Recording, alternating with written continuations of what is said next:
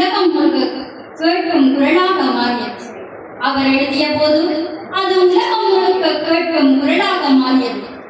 எளிய சொற்கள், ஆழமான அர்த்தங்கள், படித்தவுடன் மறக்க முடியாத உணர்வுகள், அதுதான் அவரது எழுத்து. அவர் ஒரு கதையை எழுதவில்லை, ஒரு மனதை திறந்தார்.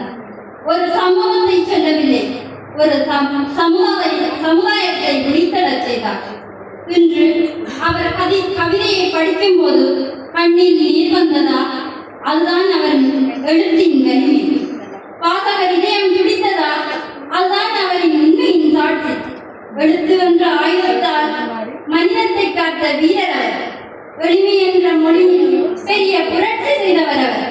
ராசரத்தினமே, உங்கள் எழுத்து படிக்க மட்டுமல்ல, உணர வாழ வேண்டிய ஒன்று. தமிழ் இருக்கும் வரை, மனிதம் இருக்கும் வரை உங்கள் எழுத்து நின்று விடாது. அது பேசும், அது எரியும், அது வெளிப்போம். நன்றி.